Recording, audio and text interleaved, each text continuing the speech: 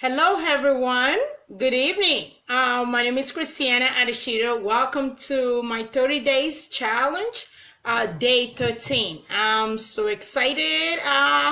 The countdown has begun and I have a few more days to go. I'm excited. Today, hello, James. Today, I'm gonna be addressing some of the stuff that I actually see online in the news, and also I want to basically know what you guys think about what is being reported in the news, especially with the comparison of the two Hurricane Harvey and Hurricane Irma. And also I'm going to talk about the updated shelter list. I posted the updated shelter list on my Facebook page. For those of you that are following, these are the up-to-date listings of the shelters broken down by counties. So this is going to be helpful. Just want to let you know that. And if there's anyone close by in the Houston, Texas areas that actually is looking to go visit the shelter, that's one of the reasons why I am posting all these updated lists to know where to go and the point of contact to their locations. Hopefully that will help. And lastly, I'm going to talk about volunteer, which is going to be the last thing I talked about actually. And I have a questions that I want to see those people that will be joining me tonight to see if they can actually answer their questions without Googling, without cheating. So I have a question on that. All right. So let me get started. Let me know if it's a little bit dark in here. I don't know why. Hopefully it will brighten up later. Okay. If you look at my Facebook page, I posted the pictures that basically show a small comparison of Hurricane Harvey and Hurricane Irma.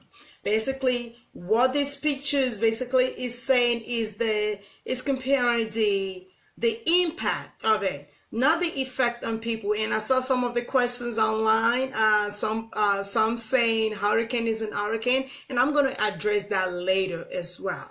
So in whatever I answer, this is based on my perspective and based on historical fact of the value of doing hurricane comparison. So we all know why it is important. Okay.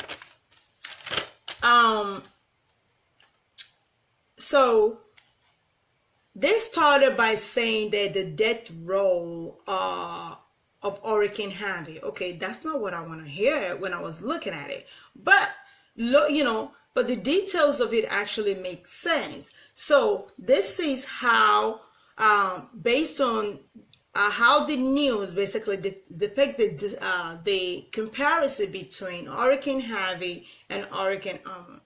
All right, number one, they look at the wind, the wind miles per hour. Okay, Hurricane Harvey made landfall in Houston, Texas. Of course, we all know August 24th, 25th as a Category 4 hurricane with 130 miles per hour wind.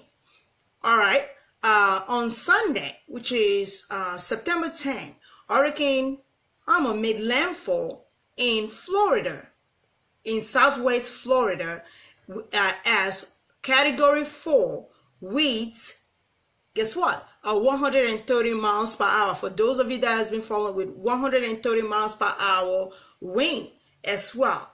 So even though this hurricane degraded later to Hurricane 2, but it's still, they're trying to show that comparison. Basically, when hurricane that basically landfall at Category 4, to see the devastations and the magnitude of damage that such hurricanes can bring. Then they went ahead and talked about the rainfall. Hurricane Harvey basically dropped about almost 52 inches of rain in Texas, right? Within few days. So, and this rain, basically in some area, they have up to 20 inches of rainwater That, and that rainwater of 20 inches of rainwater cover a state up to the size of West Virginia. For those of you that know, how big West Virginia is. Hello, everyone. Hi, Queen Marie. Hey, Timmy Tokweazi. Wow, all the way from Nigeria. How you doing? All right, thanks for joining. Okay, and that 20 inches of rain cover as fast and as large as the state of West Virginia. But in addition to that, we have areas that has 40 inches of rains, rainwaters, flood water, and these land masses, basically is as big as the state of Delaware. These are massive. This is what they are basically looking at. And like I said, at the end, I'm going to tell you why it is vital to actually do comparison in situation like this. Actually, in anything that we do in life, comparison is key. It matters. All right. So, but when we talk about Hurricane Irma, the max rainfall that we have so far, mind you, I said so far, is 16 inches of rainwater, and in some area, not in all area, but in some areas. All right, let's talk about the storm surge. All right, the total storm surge for Texas was 12.5 feet.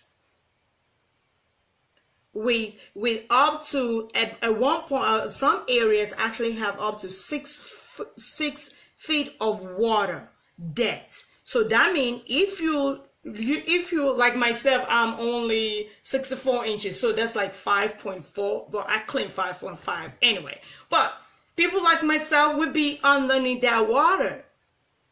I just want you to imagine that. So imagine having 12.5 feet. That's very high. That's how, high the storm surge in Houston, Texas. All right, let's look at Hurricane Irma. Hurricane Irma now has a storm surge of up from 8 to 12 feet. That's what is being recorded. Of course, some areas says they have 14 to 15 feet, but that has not been well documented. But now they basically are saying between 8 to 12 feet. Okay, but that's still high. All right, and to talk about the fatality, all right, death rate. All right, so far with Hurricane Harvey, we've recorded 70 people. They have 70 people's life has been claimed in Texas right now. For Hurricane Irma, which just started yesterday, we have a death toll of about 5 people. And we don't know what's going to happen in Georgia as this hurricane continues. All right, let's talk about power outages, which is the one that basically, there is dear to my heart because, yes, I can be a little bit biased when it comes to power outages, knowing what it means to be in the dark, especially coming from, growing up in Africa and also, sometimes here when we have major disasters. All right, now they telling us that Hurricane Harvey, when it made landfall in Houston, Texas, they have about 300,000 people reported power outages. That is still a lot of people. But as of today, I am reading that over 5 million people reported power outages in Florida. That is ridiculous. That's like 94%, almost 94% increase. So, I look at it, I was like, wow, that's major. Okay, and I'm going to tell you why this data is very important, as we continue throughout this hurricane season and in years to come. All right, let's talk about the flood rescue. In Hurricane Harvey, they rescue about 3,000 people. This is based on what was put out by the mayor of Houston. All right, I think it's Mayor Sylvester. So that's what was put out. But of course, with Hurricane Irma, we don't know yet because it's still brand new. So, and because the state of Florida were able to evacuate people, so flood rescue might be to the minimum. So that's because people were actually advised to basically leave the states or the areas that the hurricane is going to make landfall. But Houston, Texas were not evacuated. Why? Because of the of the populations of their region, you know, of the area, because Houston has about 2.3 million people. That's a lot of people to evacuate. So that's one of the reasons why they did not, you know, declare a state of emergency for everybody to evacuate, because a lot of people can get stuck on the road and, you know, and then get covered up or swept away by the flood water or by the hurricane. So some say that's a wise decision, but they're still debating that. But that's one of the reasons why the state of Houston were not evacuated. All right. So looking at all these data that was put out, which are valuable. So now let me address why collecting data is very important. You know, I hope that some, some people say hurricane is just hurricane. It doesn't matter. It claims life. It destroys property. Yes, you are right. That is if you're looking at individual concerns and the impact on individuals' family. But when we look at all these hurricanes that we are having, it is important to collect data, because without data, we cannot better prepare ourselves for hurricane of such magnitude in the near future. All right, because if nobody has had hurricane with category 5, for example, no one will know how to prepare for Hurricane 5 category, because we cannot justify or quantify the magnitude of destruction that is gonna that we're gonna think we're gonna have, unless it had happened before and it has been documented. So that is why collecting data and doing comparison is very important.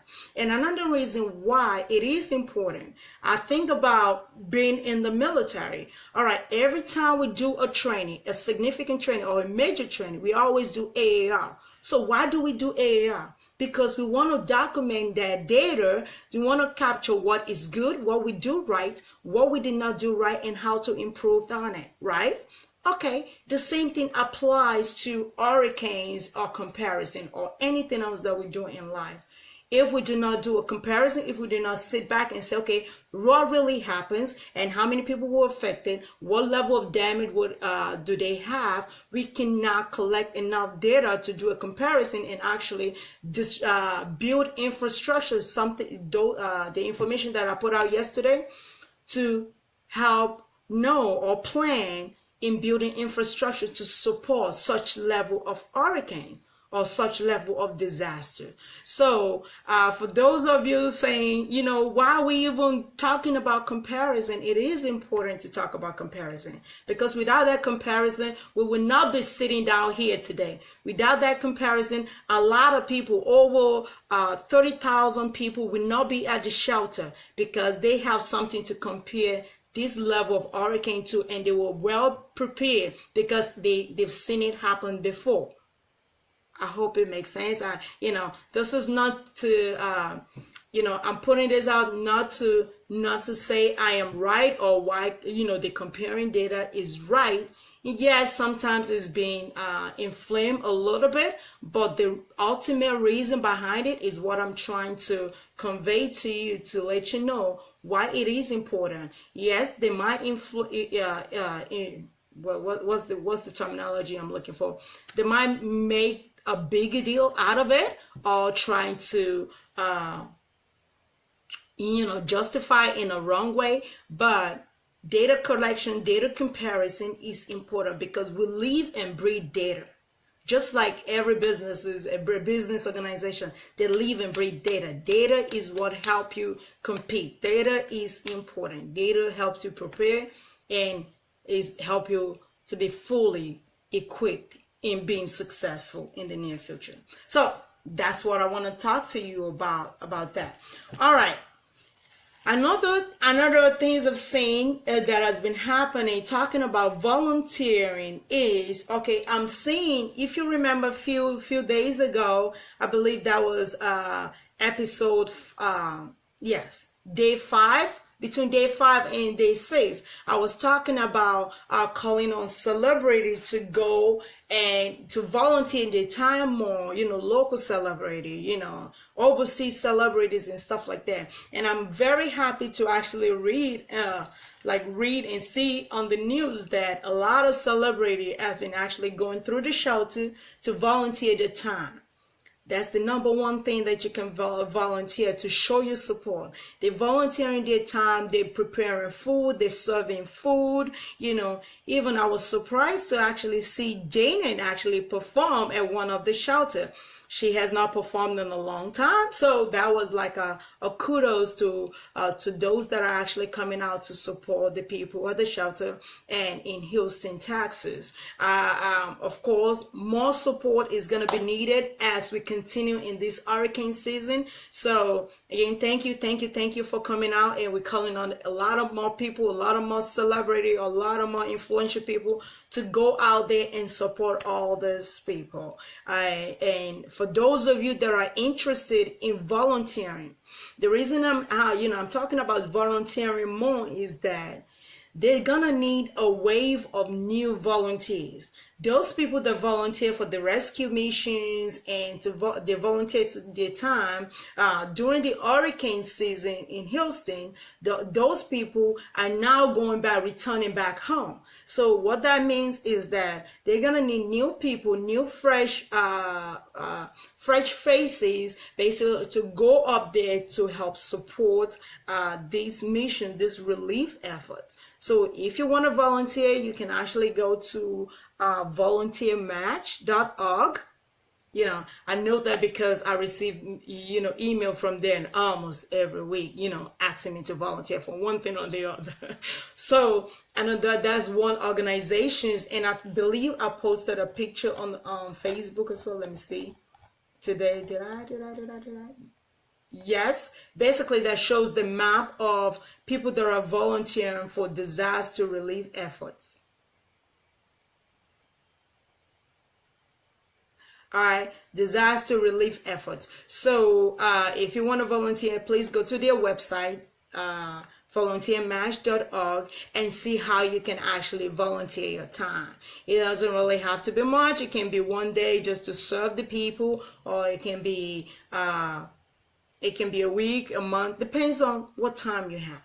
And I know that we really appreciate it. And in case you're wondering where to volunteer, again, you can go to my Facebook page. I just posted a new listings of updated shelters in Houston's, all broken down, in Texas actually, all broken down by counties. There's a lot of them. It's like the list keep growing. They even have a dedicated shelter just for animals.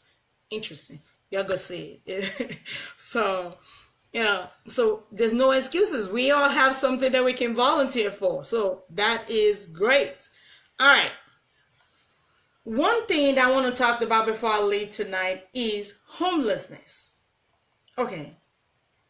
I was doing a research on homeless in Houston, Texas, right? In 2016, for the first time in a very long years, Houston actually reported a decline, a 42% decline in homelessness in the city, in Houston, Texas. Okay, that's in 2016. All right, with this level of hurricane that just hit Houston this year, that means the number of people without homes is going to increase.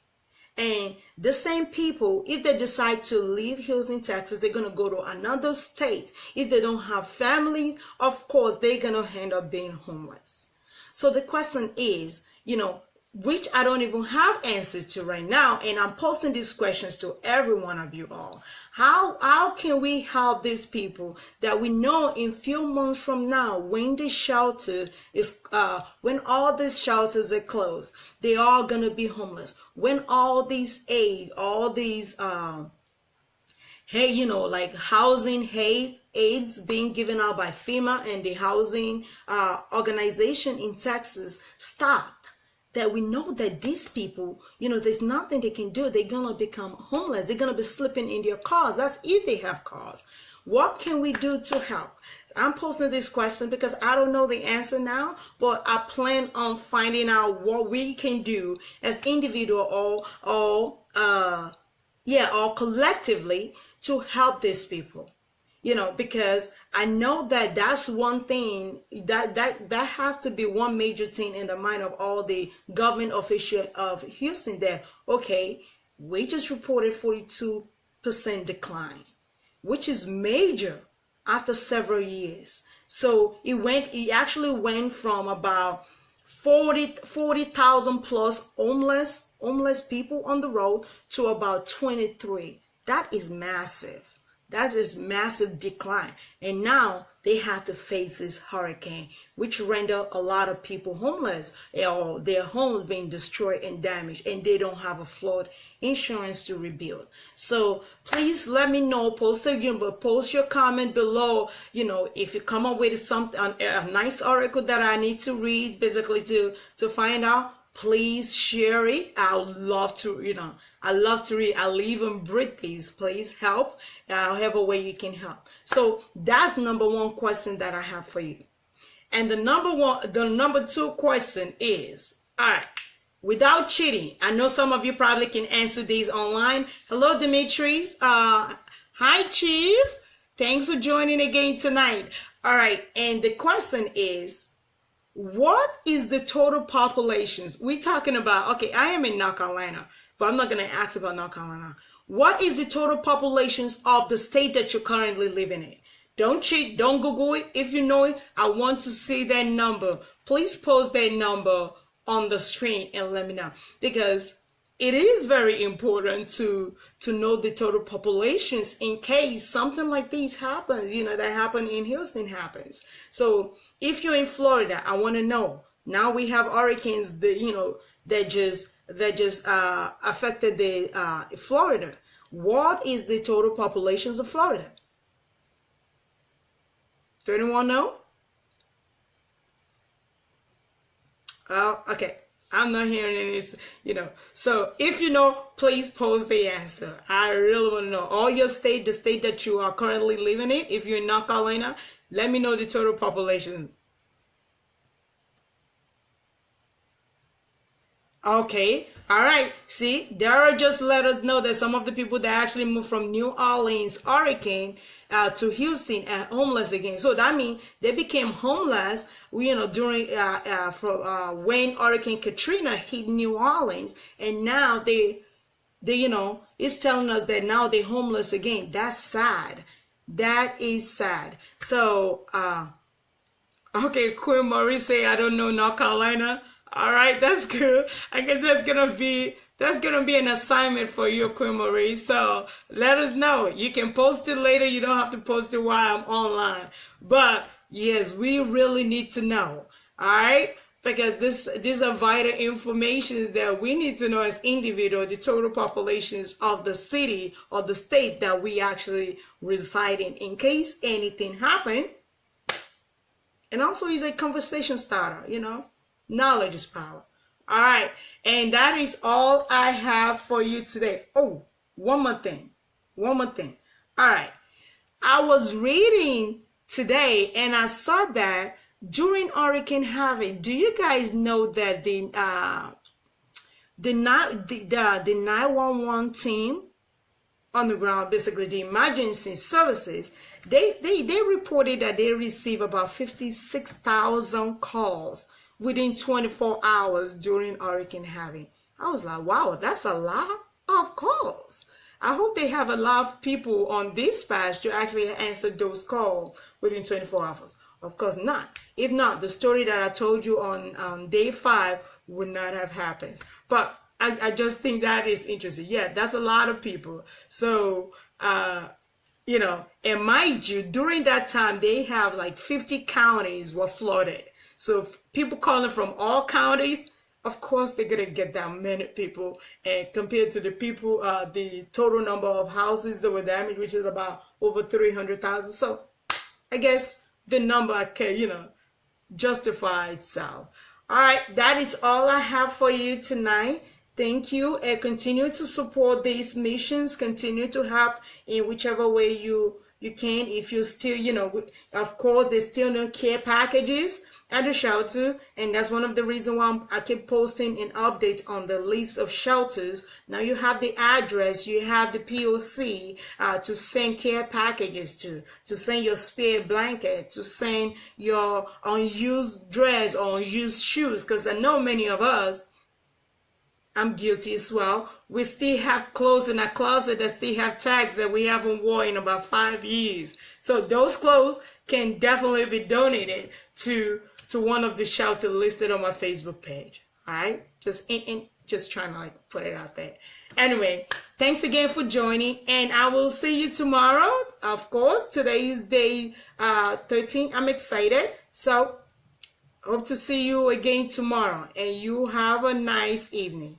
Thank you, Daryl. Thank you. All right, bye-bye.